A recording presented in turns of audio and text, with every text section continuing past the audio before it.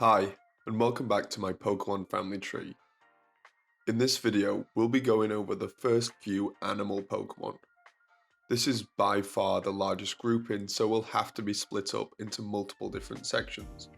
This video will cover the early invertebrates of the Pokemon, as well as the earliest forms of animal life, the deep sea Nidaria. Animal life breaks off from fungus and flora very early on, and the first few Pokemon that we get out of this are called Nidaria.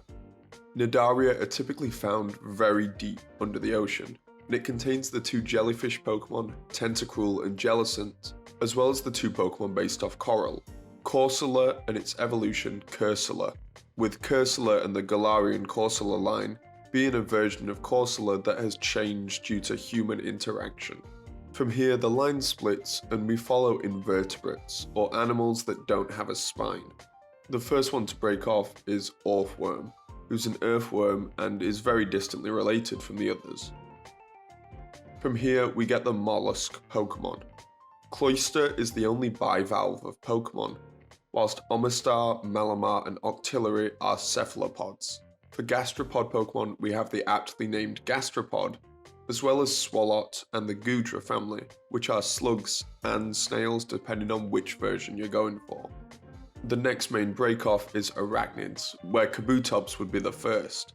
I've included the theory here that Genesect is a version of Kabutops that has been manipulated by Team Plasma. They're so similar in how they look that I just think it can't be overlooked. The Scorpion Pokemon Drapion and Gliscor are also part of this group. However, the main grouping in this category is spiders, of which Galvantula, the tarantula, is the most distantly related. After this, we'd get the two Pokemon with many legs, Scolipede and Centiskorch, before going on to my personal favourite grouping of animals, the crustaceans.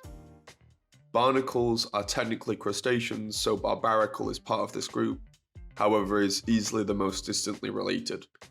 Clawitzer and Crawdaunt, based off lobsters and crawdads respectively, are quite closely related, whilst all of the crab Pokemon, Crustal, Crabominable, Kingler and Clorth, as well as sharing similar sounding names, are all quite closely related. The final Pokemon I'll be covering in this video is Golisopod, who's based off a giant isopod, which is absolutely terrifying, do not look it up, but is still classed as a crustacean, so he's going in here. The next video will focus on hexapods, which are most of the bugs of the Pokemon world. If you like this video, please consider liking or subscribing,